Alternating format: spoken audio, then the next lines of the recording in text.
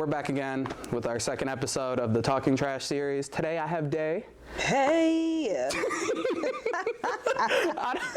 I was gonna give a little introduction, but she got it. You know, we here, we doing our thing, we doing what we do, cause what? That's how we do it. Hey! Can you tell we don't like being in front of cameras for real? All right, Day. I felt like this was a good time for us to sit down, have a little conversation. I got some prompts, some questions for you. I gave you some homework too, but we'll get into that a little later. Yeah. So the first thing I want to do really is I want people to really know who you are. So who are you? What do you do? Who are you? Give them a little quick rundown. All right, boom. So my name is Day. I'm a rapper, lyricist, hip hop artist, whatever you want to consider me as, from the south side of Chicago.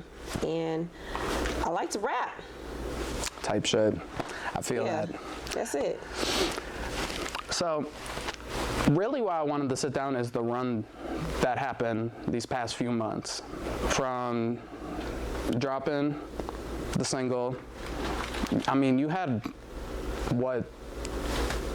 I don't even know how many in total, but you had like three really good put together visuals for the single. I know you had Purple Box. Yeah. I know. Did you shoot an official one? You shot an official one, right? Yeah. Yep. So for Best Days, I shot the video, Yep. the official video. Shout out to Isaiah. Isaiah shot it. That's my boy.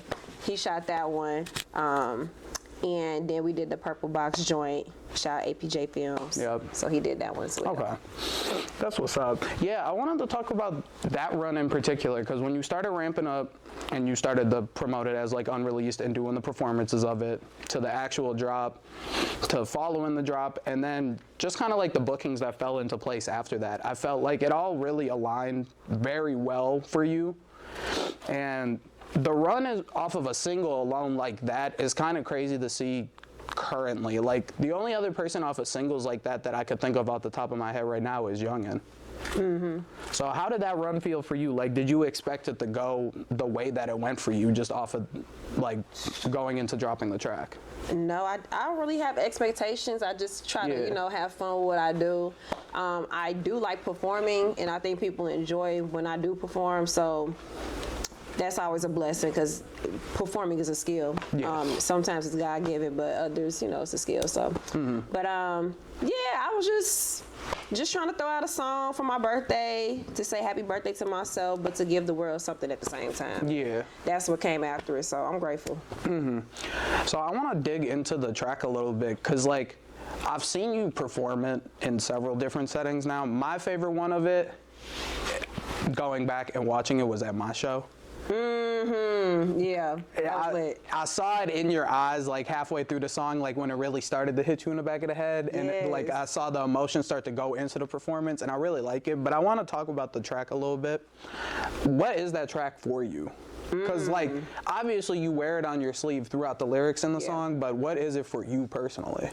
Okay, so Best Days.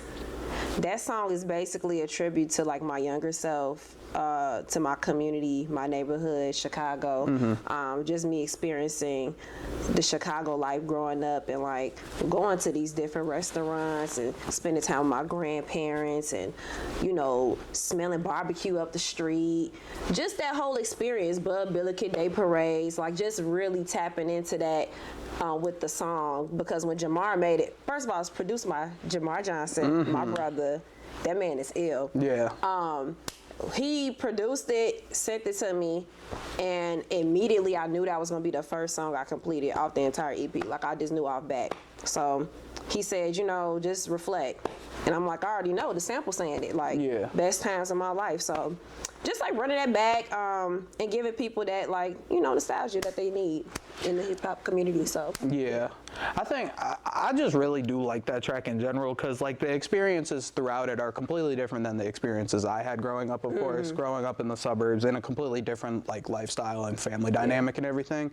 But just hearing it like from the start to the end, it still encapsulates that feeling so well. And it's just such a good performance track and a listening track in general. Thank you. No, of course. I try. So doubling back on like me talking about the first times that I heard that song, one of the first times I saw you perform was actually, it feels like much longer at this point, but was at the beginning of this year at Soul Momentum at Shubas. Oh my gosh. We really, yeah, like it really hasn't been that long, but it feels like that long. Yeah. You feel me? Yeah.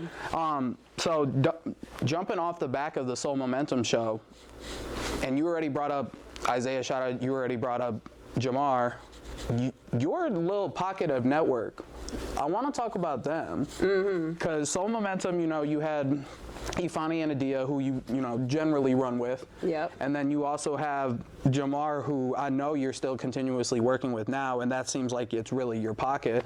I want to talk about some of those people who are next to you that you run with all the time. Yeah. Besides my homegirls, of course, Ren, my girl. That's kind of like who I run with in general. Yeah.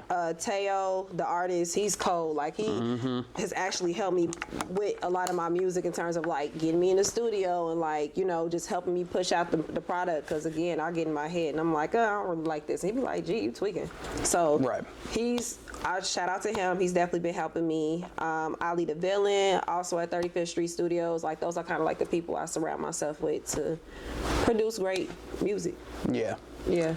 So, I don't think I've ever asked, when did you like fall into the Adia, Ifani, Ren friendships? Because I've known Adia for a couple of years now. I met Ifani last September. Yeah.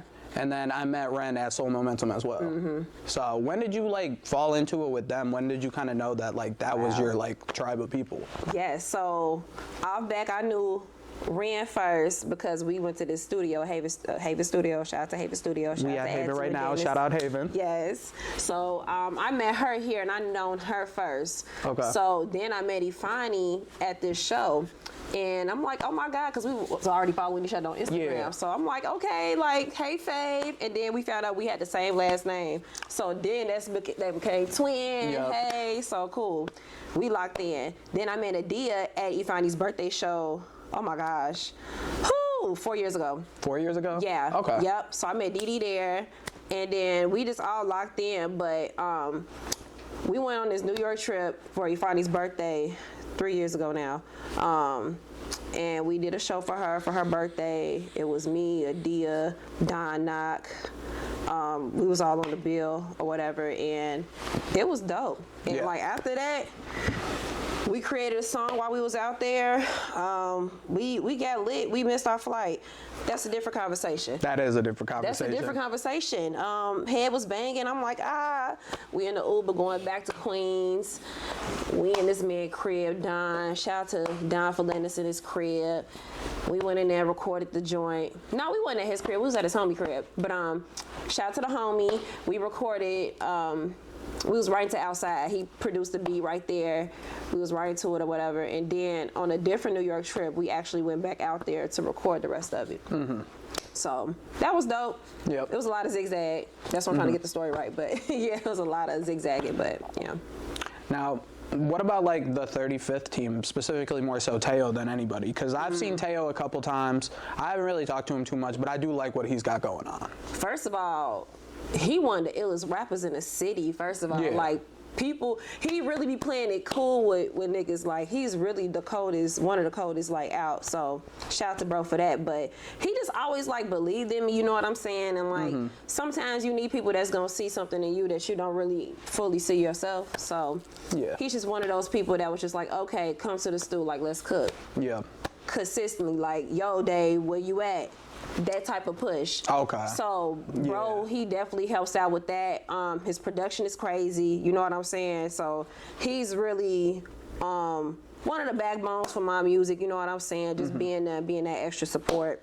Like, if I'm like, gee, this don't even sound right. He like, gee, you're tweaking. Like, you know, overthinking. So, you need that type of support. So, shout out to my big brother. Okay. Yeah. So, on my way here, you know, I was running through the discography, the available discography, because I don't know how much isn't. But when did you start musically? Like officially? I know, like, officially I didn't start till last year, but I've always been dabbling. But officially, when did you know that like you wanted to take music serious? I want to say around 2017. I've always been involved with the arts. I've been performing in high school. My first performance was at Columbia College in 8th grade. Like, I've been on the stage, you know what I'm saying? Okay. So it was poetry, but I was low-key rapping though. Right. But taking it serious, I would say about 2017, I got in the booth here. I recorded my first recorded song, Heated Poetry.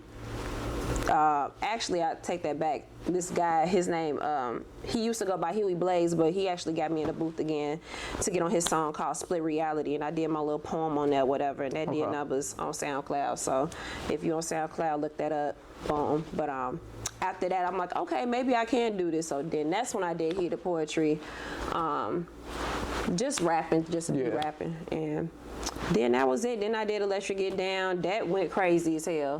That was crazy. Shout out to my boy Jeremiah. He in the booth. He in there doing his thing. He actually produced it. So that was like the first song I said, like, oh, I could really do this for real. And perform it. So I mean, that definitely stood the test of time, though. I was listening to it on the way here, and I was like, oh no, this doesn't sound like you could tell it's a younger you, but it doesn't sound like an inefficient or an unput together sound at all. Thank you. Yeah. So shout out Jeremiah. Shout out to my boy. He went crazy on that production. So segueing off of that, what kind of like pushed you towards, well, outside of the poetry, what pushed you towards like music? What are the like influence coming from your end? It's a lot of influences, but obviously from where I come from, you know, I would listen to what's on the radio, and I'm like, it's cool, but it ain't really giving what it needs to give. And then, like, I'm always listening to, like, Lauryn Hill, Bahamadia, Diggable Planets, Foxy Brown. So me listening to that all the time, and I know I can already write, I'm like, gee, I need to get in the booth and stop playing. So just being on stage performing, and then life experiences too. When you grow up, your music change. Some people stay the same when they get on, or like if they hit a certain point, but I just evolve. So my skin was getting thicker after a certain while. You probably hear that in my music, and like just me persevering through all my life changes and stuff like that. So that's kind of what inspired that. Sidebar, you brought up Diggable Planets.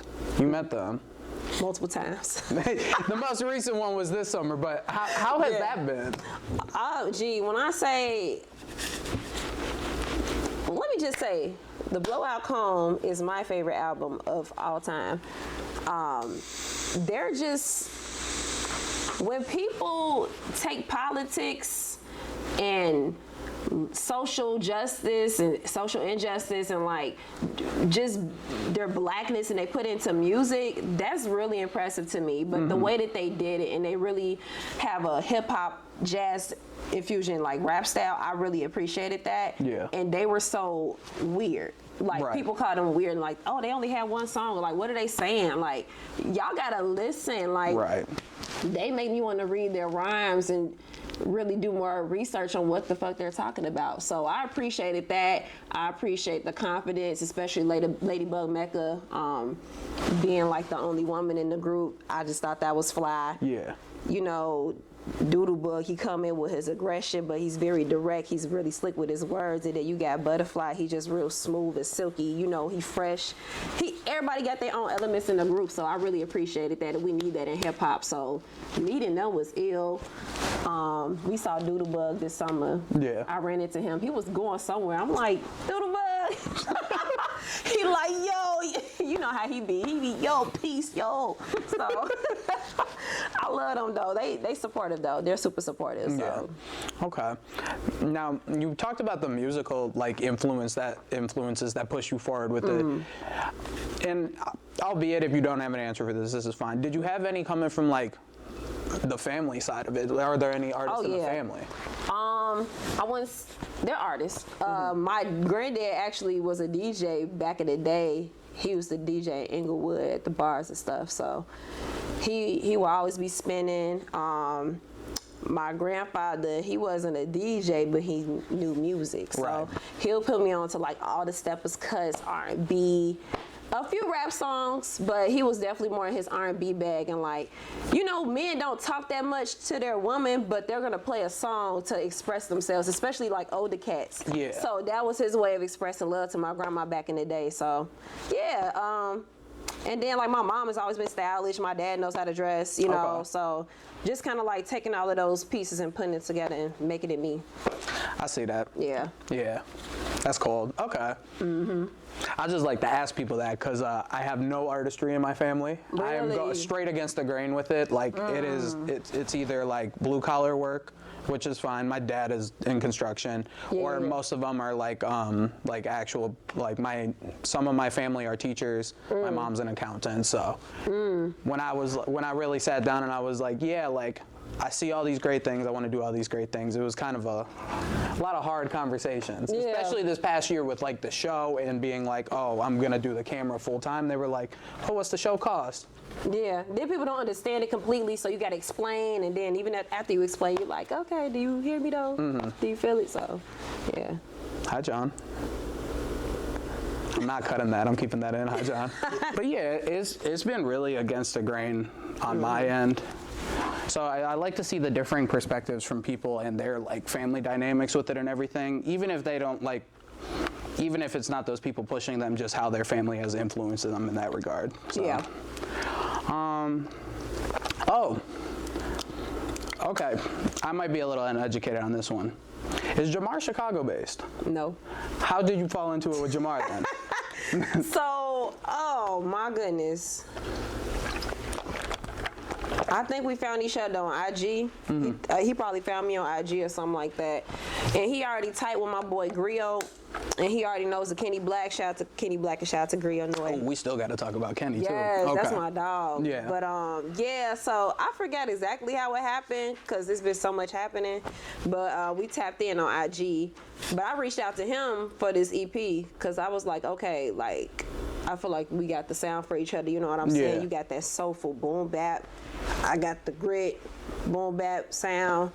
Let's just collide and do what we got to do for the project. So Yeah. yeah, everything happened over Instagram. Okay. Yeah. It feels so seamless. Like that's kind of what got me, because the fact that it has happened just over Instagram is crazy to me. Yeah. It is a true testament, though. Like you don't need to be next to somebody to really create something great, though. You don't. Yeah. You really don't. Speaking of other good collaborators, let's talk about Kenny, because I love Kenny. Oh, yeah. How you fall into it with Kenny? Because I feel like everybody I talk to knows Kenny already. Yeah. Yeah. Bro, so I remember it was also on Instagram, but I remember him sending me a video of him listening to Keep the Funk. Shout out to Drigo, my boy Drigo, he produced that joint. But yeah, he hit me up, whatever. He invited me to the crib to go record or whatever, and then he has showed me a video of him listening to Keep the Funk. What the fuck? And then when I got there, they was like, "We love that song." Really? I don't. Thank you. Talking about I don't. Like I don't know. I was just like, wow, people really rock with it. So I was grateful for that. But yes, always good vibes with Kenny. Like Kenny, that's the homie. Like my brother for real. Yeah. He's really dope, genuine cat, hard worker. And he's an alien. He's an alien. Yeah. If you don't know, you should know. Yeah. But if you do know, you know that he is an alien. For sure. Kenny's so cold. I'm sorry. Yeah. Yeah. And now he in the DJ world, so it's just like, what? Like, and I remember him like getting started with that. Yeah. He was G. We went over there for a studio session. It ended up him DJing G. It was so funny. We ended up recording still, but it took us a minute. But I'm like, nah, go ahead, rock it out, do your thing. You in your zone, practicing, go do your thing. Like it was dope to see. So. Okay. Yeah. So I want to segue into some of the more like, those are just the basics. I want to tailor into some of the more like segmented ones directly for you. So since you've been doing this for a while now, and like I said, the run with the bookings this past year, and then just the run with the single and everything, I feel, and specifically the point where I was like, oh, I saw the emotion start to hit you during the performance at my show more than I've ever seen it before from you.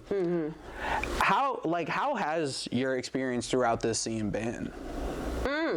Because you know, I asked Zion this too, but I went to school with Zion, so I kind of know a lot about his experience. But specifically as a female MC, also because of how long you've been doing it, how has this experience been? Well, good for me. I can't complain. For me to only have this many songs out, I'm actually grateful to have done what I've done. Yeah. I really can't complain, and I just can't wait to give the people more, because it's gonna be even more ill after that. So, you know, definitely is some sexism involved. You know what I'm saying? When folks see me, they be like, "Oh, do you sing?" I'm like, "No, nigga, I'm finna rap. What's up?" Like, you know. But a lot of times I don't even say nothing when I walk in the room. I just get on stage, do my thing, and dip. Like, it's really nothing to it. So, but overall, I just make sure I stay with the people who I've connected with. They've been good to me. I've been good to them. People that's been weird towards me, or like has said things, like if they have, I don't know. Right. You know, only God know. But you know, that's on them. Hey, but other than that, I'm chilling.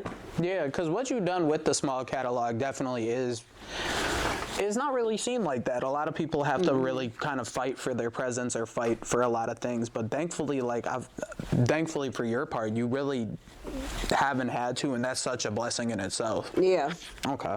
And it gotta be good quality music too. Like you just gotta make, like, I'm very intentional when I make my music. So it might not hit for everybody, but it hit for me, and I think it's really the believable aspect when you get on stage. So people know when it's real. So let's do so I want to do a little speed run. I need them to know the stages that have been hit this year. Oh. Book Club, Shubas, Oh. Metro, Damn. Promontory, Merge. Mustache. That's a small little stage, but we love Mustache. No, that was a we great love show. it. Sleeping Village. Sleeping Village. Damn. Oh, Promontory. Did I already say Promontory? Yes. Promontory. Oh, I'm missing one. Oh, Remova. How'd I forget? I just did Remova. What? That's run? Crazy. The run? That's crazy. In a year? Thank you, Jesus. Hallelujah.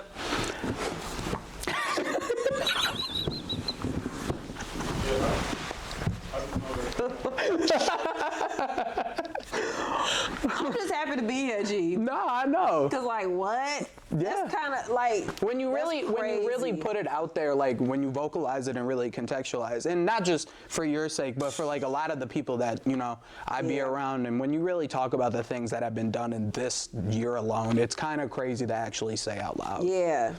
I'm just forever grateful for my tribe. Like, just, man, I'm just grateful for everybody who supports me, my community.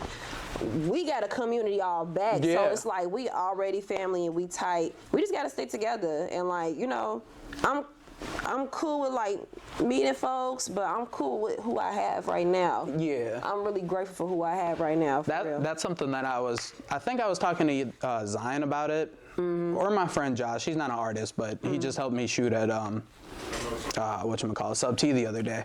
I'm good. Like, I don't really need to meet nobody. Like, the people that I've met now is like, that's it. Like, that's who's gonna bolster me to that level that I want.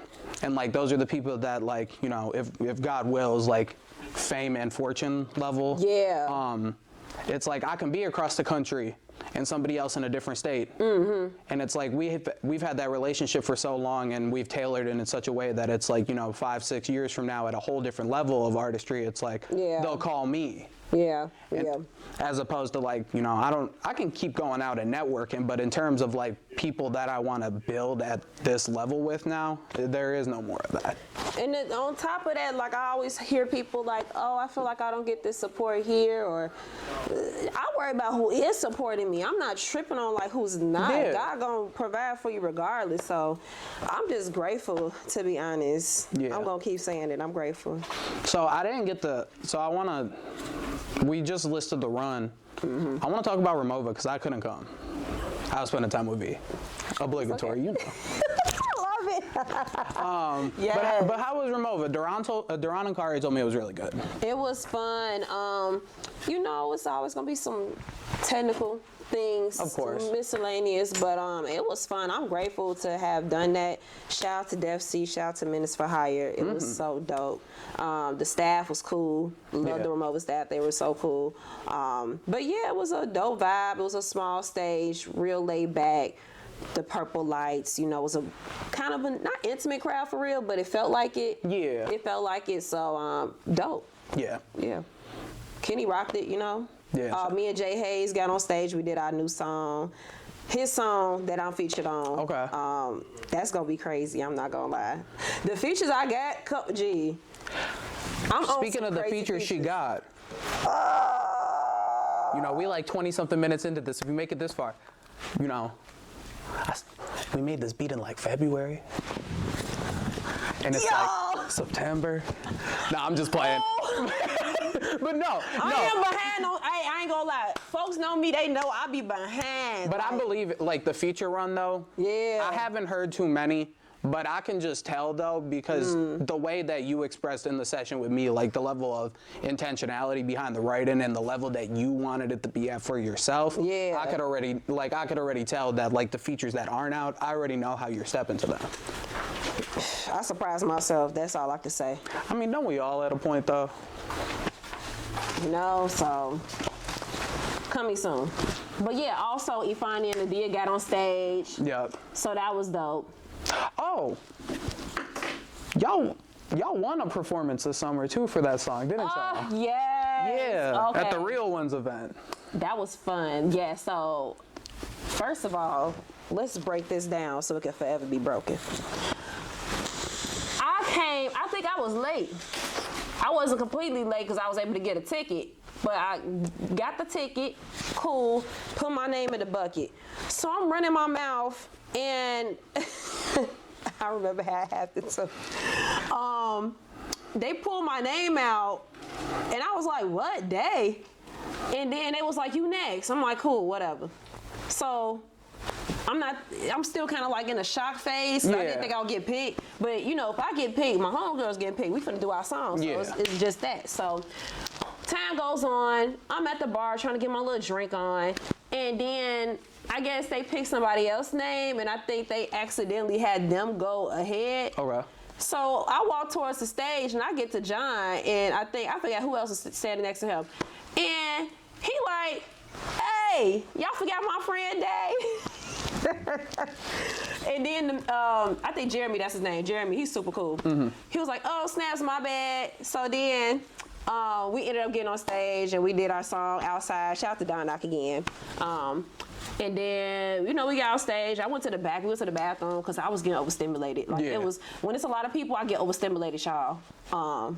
So I went to the bathroom and somebody opened the door and was like, Day, you won. I'm like, what? I'm like, what y'all talking about? What? And I forgot. Yeah.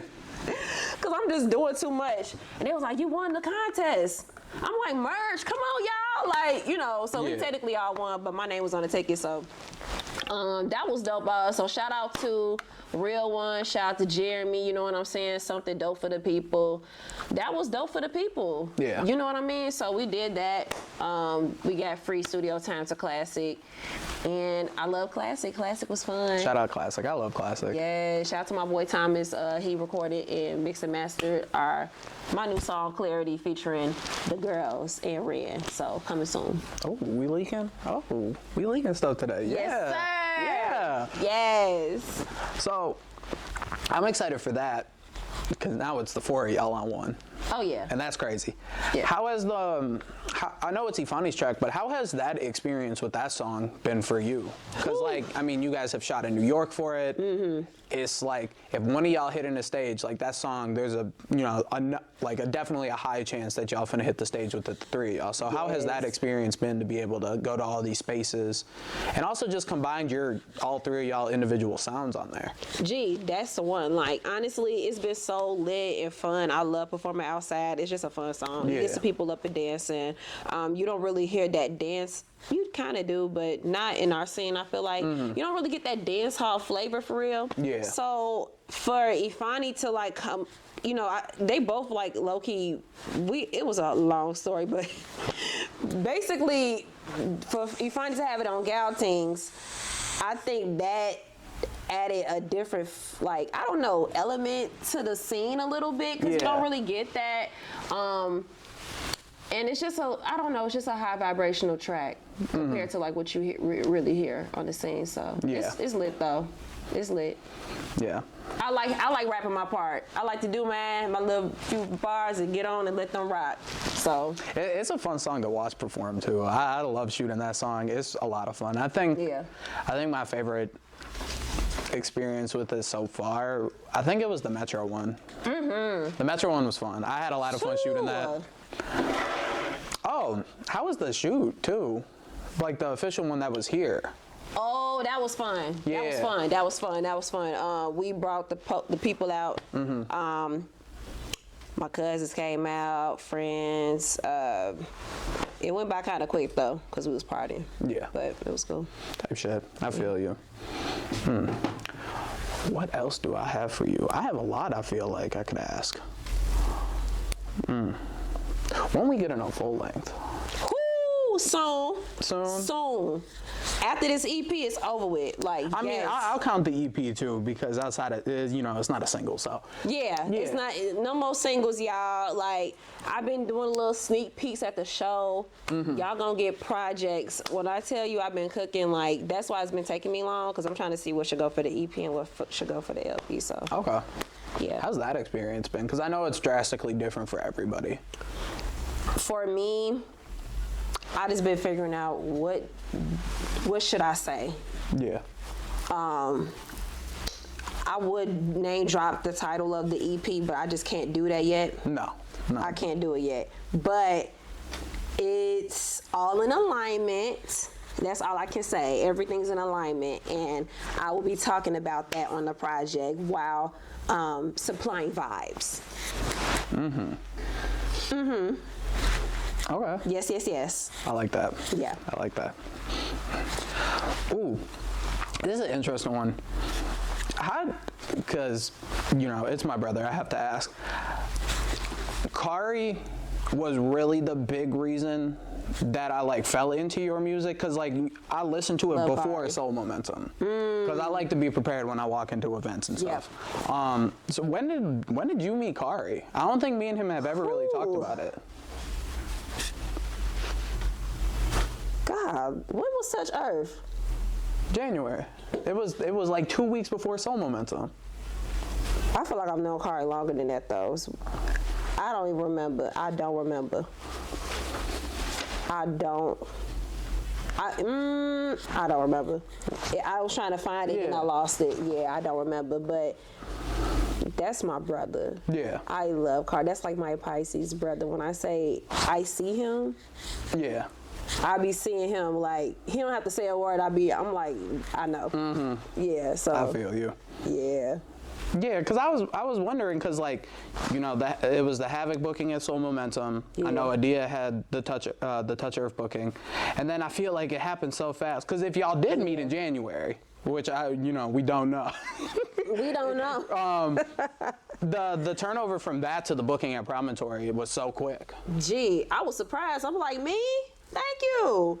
Well, I knew the whole time leading into it. Okay. But yeah. But yeah, I feel like it was so quick, but it fits so well into the cadence of what he was trying to put together. Very intentional. All the shows be intentional. Like, you just got to be there. Y'all do just got to be there. Yeah. I want to talk about that. Y'all love to say people dropping gas. Y'all love to say this shit is fire. But when is y'all gonna come outside and really experience it? Man. Because, there's been some great shows this year. And I've been going to shows since 15. I'm 26. There's been some crazy shows up here. Shows that in the scene have surpassed shows from, AAA artists that I've seen. That part. When we finna go that? What I did... I gotta stroke the ego. What I gave y'all for free this summer, who was doing it for free like that? I'll wait. Oh. Except John. John be giving y'all fire free shit. And do. Used to. No more free. I respect that. Yeah. That's okay. He said not no more free. but it's time. Yeah. But yeah, when y'all finna come outside? When y'all finna really support? Where y'all at? Like, I'm confused. Oh, I just tweaked. I lied. The first time I saw you wasn't Soul Momentum. I've been lying this whole interview. For real? It was from the Go last year. Oh, I forgot about that. Wait, I know Kari then. Yeah. Since then. No, maybe. Yeah. Maybe. I think so. I knew he knew he funny. Yeah. Wow, I forgot about that. Wow, it's been so many events. But I ain't even have a camera yet. Really? I was just outside for Kari. Oh, wow. Yeah. Type shit. You feel me? That's crazy. You've been going crazy though, G. Like, let's do the interview on Josh. What's wrong with you? It was a year on officially September 7th, but really, Are you okay? I had to go get it. I turned 25 and I was like, man, I gotta do something. Even do that. So what was your inspiration behind that? Oh, we can't do this. We can do that. We can talk about it a little bit. I got like one question, that's it. What was your inspiration behind picking up the camera? Behind picking up the camera, so the real pipeline of it is like throughout the second half of high school, I had a couple friends that so I'll preface it with saying I was very influenced a lot by like video games for sure, because like I like movies a lot too, but I feel like the lens of storytelling that video games can do, because of the fact that it is not real physical things that you can touch, that really influenced a lot of like how I perceived storytelling. And then the era as well, like a lot of original skateboarding magazines and videos, and then like the Odd Future wave. Okay. That was a big inspiration for how I wanted to move and how I always wanted to do stuff. Before I even knew what I wanted to do, I used to be with my friend Josh.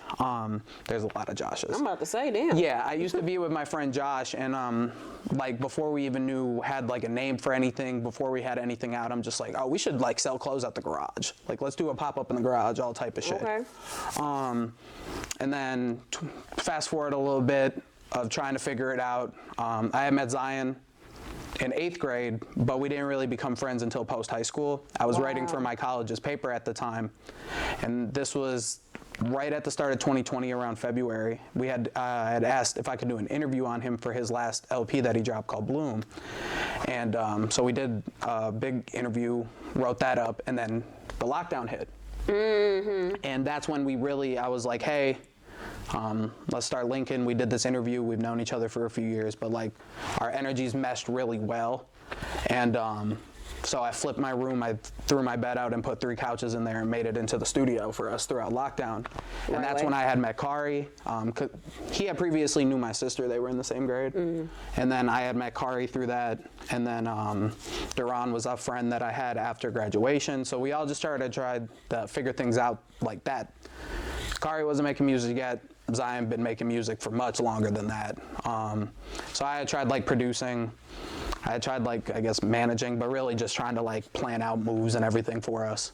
I tried writing again, but at the time, since school shut down, I was like, oh, I don't really have a drive for this. It's not getting published. So, yeah. And then I had production credits on a couple tracks throughout like 2020 to 2021. And then I actually directed some music videos. You know James. Yeah. Yeah, James, I had directed one of his music videos. I think I had directed another one. I had shot some stuff for Zion. I had bought like a shitty camera for like $120 at a disc replay. Oh, shit. And I had tried shooting like that. And then, life just started to progress. I started to work a real full-time job. I ended up moving to Bronzeville for 2 years. So I put everything on pause for a while.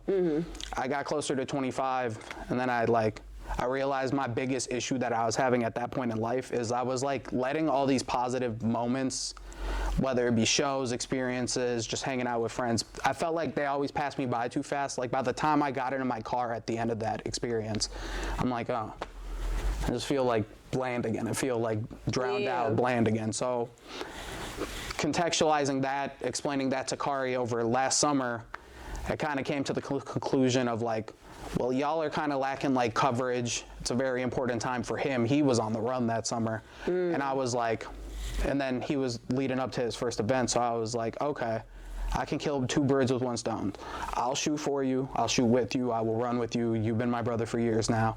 And then also at the same time, now I don't ever have to let anything go. Like I can go back and watch these videos, look at these pictures whenever I want. Right. So that's how I initially got into it. Very long-winded explanation, but like there's a whole backstory for it, so. Nah, that's needed though. Yeah. That's dope. Yeah. We're trying. Yeah. We're trying here. We are trying here. It's been a long year. It's been a tiring year, but it's been a good year. Yeah. Because like now the positions that so many of us are in at the turn of next year. Man. Mm-hmm. And that's the thing. I kind of like, it's always pressure. And I don't know if I can handle it, but it's like, what is that gonna feel like? Yeah. You know? I feel like the pressure comes in a lot of different ways. Because my pressure leading up to the show was a lot of like, I don't want anybody's help. It's my vision. I have a very distinct idea of what I wanted to do. Like, everyone was like, oh, like, are you sure you want to still do shirts? Like, you have like a week and a half before the show. And I'm like, I'm getting shirts. Like, merch is going to be free, all type of shit. And that was like an actual, like, I need to execute pressure. But after the show, the pressure is now more so like a, I have to keep going sort of pressure instead of a, I have to do everything so perfect pressure. That part. And when that pressure kind of switches, when you recontextualize what you're actually doing your artistry for, at least in my case, because as a cameraman, it's a lot of like, I feel like I have to do this for people. But then when I really started to learn how to do it for myself, it changed. Yeah. So it's a different type of pressure.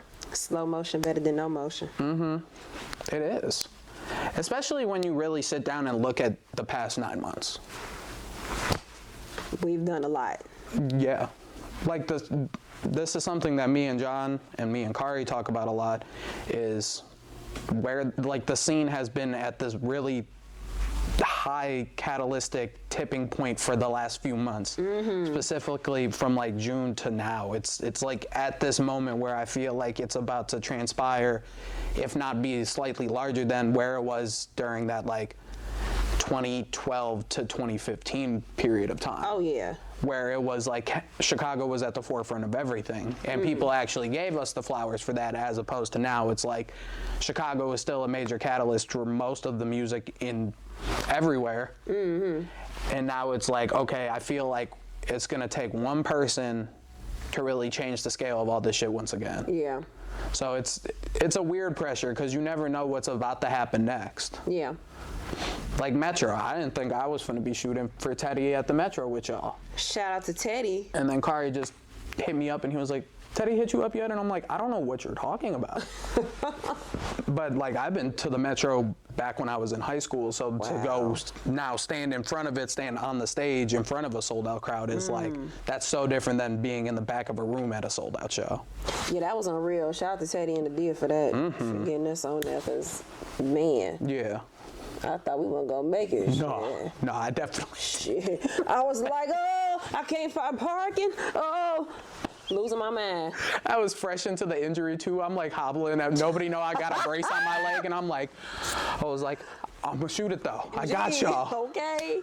Pushing through, man. But yeah, I think with all of this though, well, we could dive into that more. Like, what's the pressure that you put on yourself? Perfection. I've done a lot. I'm not gonna lie. My resume doesn't look like others, what I have. And I'm grateful for that. And I always have to keep that in the back of my head, but also I don't make music for other people. I make it for me. And then on top of that, I have to do everything in moderation. Right. I don't make popcorn microwavable music, unfortunately, so people won't get it when they want to get it. They're gonna get it when it's actually cooked and out the oven. Right. So 450 degrees at that. So yeah, I'm very intentional, and I want to make sure that I'm giving my best self. I know a lot of amazing people. People that I respect, they respect me. So I don't take that lightly. I'm gonna give it my best. So I'm at the point where I'm not gonna procrastinate anymore because of fear. I'm gonna let the pressure make diamonds. You know what I'm saying? I gotta just keep going, because if I don't, then all this time gonna go past. Then I'm gonna be looking like, oh damn, what a project, what a song at. Yeah, I get that. Time is now. What shifted it for you? Because like I said, mine was my birthday and my show. Because like seeing everybody that I saw at my birthday party, that one fucked me up for a couple days. Because like, Ooh, you brought the people out. I didn't bring nobody out. That was not my plan. That was all Duran and V. Oh, I didn't know. that. Yeah, I didn't know that was happening. Oh, your birthday. Yeah, my I'm birthday. thinking about the show. Oh no, fault. the birthday. Oh like, yeah, that was crazy. That was like the first step of like, okay, like I met some of these people 3 months ago. I met some of these people 7 months ago. It's like they're all here not for nothing else outside of me, and that one really fucked me up because I'm not a big birthday person. I never really have been. Yeah. I've kind of been like a grifter for a while. Like I'll never really stay anywhere too long, and like I've always been a weird social person. Like I kind of leave at a point. That's cool. Yeah. But that one kind of like was the start of the switch, and then the show was like, you know, it wasn't a perfect show on a technical basis by any means, but realistically it's like hitting capacity and that lineup and then everything that went into it was perfect. Yeah. So like what was the tipping point for your change of mindset with it? Man, when I don't look like my struggle. Right. So last year was kind of crazy for me, and then like even this year I feel like I'm just kind of like coming out of like some really dark shit. Yeah. So I think when I was already going through it last year, I was just like, okay, let me just hit up Jamar, because I feel like the beats, the instrumentals, like it's speaking to me for some reason. Yeah. Let me hit him up. I started writing more. He sent me a beat pack. I just had to like let it sit, because I was still in that dark place, and now that I'm out of it, I can sit here and reflect and look back and be like, damn, like I gotta talk about that. And now I gotta talk about where I'm going. So it's experiences for me, like life experiences, I'm not gonna lie. Yeah. Like it just, you get to a turning point and you just like, damn, I gotta move. Yeah, and that's something that I've been talking to a lot of people about recently. Well, when I was working on the project, it was on pause because of the show and birthday and surgery and stuff. And then also with like the bookings, and then now moving into how I want to start like shooting and prioritizing certain types of content and everything. Yeah. It's all about like really catching people in moments even though they think they might not be caught in it. So like that's why around the time that we sat down in our studio session, I was like, oh yeah, for this track, like let's talk about like, you know, kind of like releasing stuff and diving back into who we are. And it's like, y'all might have not have contextualized it at the time, but like that's really what was going on at the time. Yeah. I think, because that was in February, that was March. Right. Because at the time, Kari had just finished his show, like, and I just felt it with you and Afani, and I was like, okay, yeah. Yeah. So, Hey. I think it's all about just catching people in the right moment and stuff. Yeah, definitely. Yeah. I agree with that.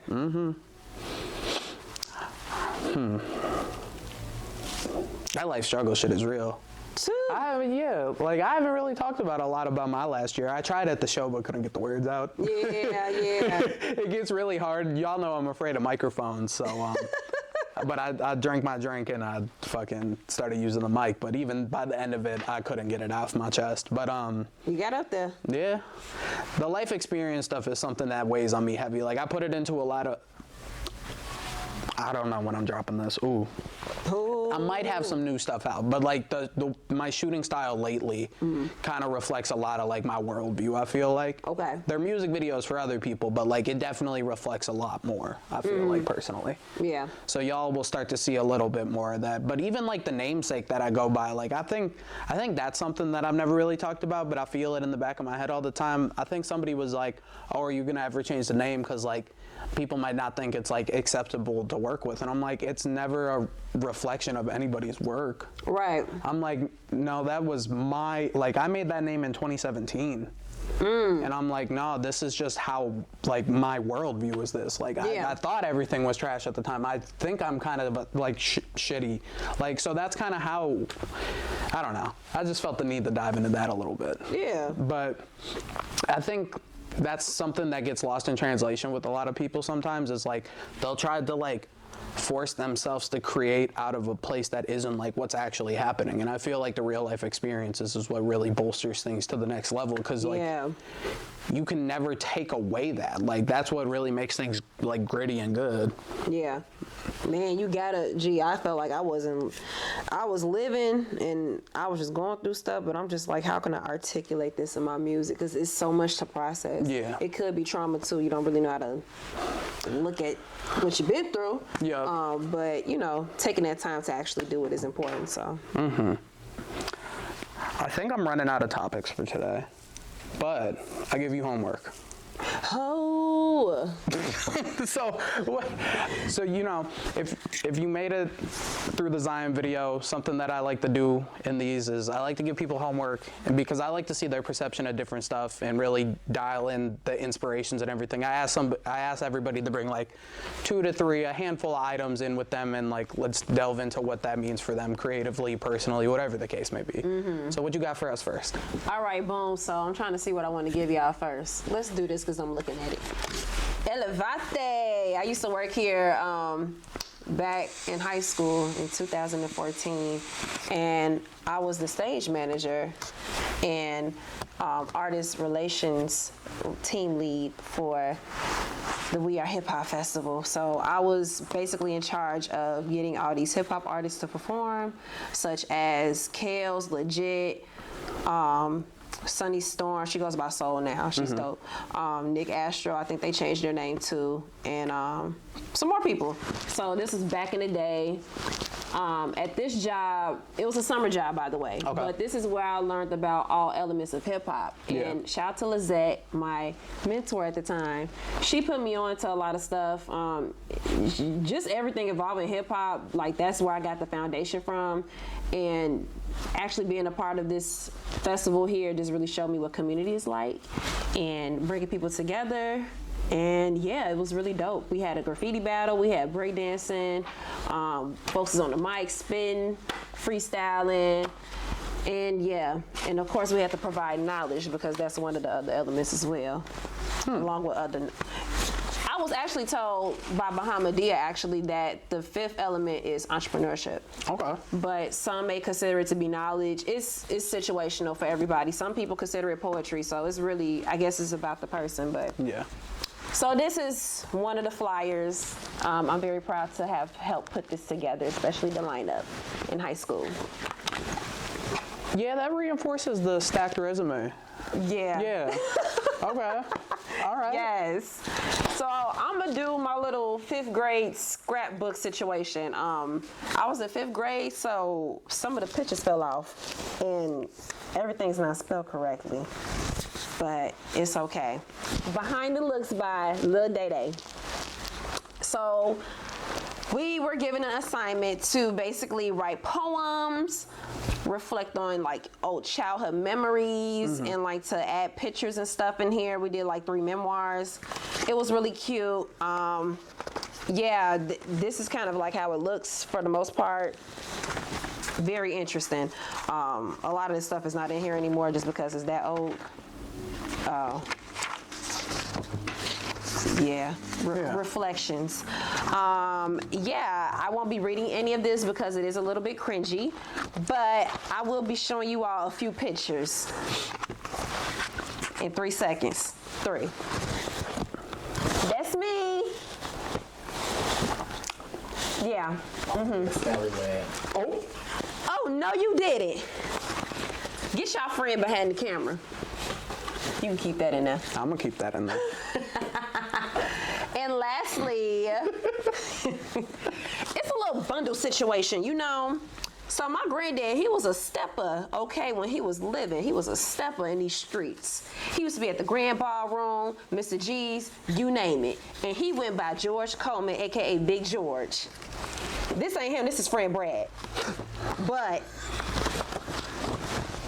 this is my granddad up here, y'all. Big George. And they also had some poems in here written by Miss Hadia. It's a little lengthy. I will show y'all later. I might post this on my story, but Basically, she was just writing about, you know, being from the low end, people that be wearing stepper shoes and how they got to be comfortable in stepper shoes, and the chemistry between a man and a woman while they're dancing, stepping, etc. So this is a little brochure or whatever for that. And yes. Also, some CDs. My granddad used to burn CDs in the back of his room. When I was doing my homework, he was burning CDs, and I don't know. Yeah, he was a CD man. So we got some Steppers tracks on the back, some smooth R&B, some Temptations, some LaToya Jackson, some Bobby Womack, you name it. And he made these for me. So, oh, and this one is called Bud Day because we used to do something for the Bud Billiken Day Parade at his house. He would bring all his friends and they'll be coming over to step, eat food, and leave. So that's about it. Oh, yeah, and let me show y'all. This is my grandparents right here. They probably can't see it, but it's okay. I think they can. So what do how do all of these tie back into you though? How did they put you, how did they give us the day we know? So my love for hip hop ties in with my love for poetry and my love for, I would say, Chicago culture involving stepping. Yeah. I definitely feel like I'm incorporating those elements into my music. Just being able to first put together a festival, help put together a festival because it wasn't just me. Right. But I'm just really passionate about performance and giving a full show and a quality show. So me being very detailed with, okay, which artists should we have on stage? Because I would have some options for them, but the crew, who is the students or us, we would have to go pick the artist. But I would kind of be like, all right, y'all, does this represent hip hop or does it not? Right. We're gonna be honest. So me being a part of that was dope. In 5th grade, that's when I really started to fall in love with poetry, actually. So shout out to Miss Williams. I believe that's her name. It's a long time ago. She definitely helped us write poetry in the class, and she gave us a space to actually feel free and to push our pen a little bit more. So that was dope. And then, of course, my grandfather and his friends, seeing them step all the time and listen to R&B, get fresh on Fridays to go to the set. That was always cool to me because I'm just wow, that's what y'all do. It's old people just go out and kick it, Yeah. And and then my grandma would be home, or sometimes she'll go with him. She would just be chilling. So just the whole aspect of community and Chicago culture is what does it for me. Yeah. Well, that's all I got for you today. Hey. Day and Josh, what's up? What's poppin'? Unnamed, unreleased EP soon. You heard it here first. Yes. We not finna say the name. Y'all don't get to know. You know that. Fuck y'all.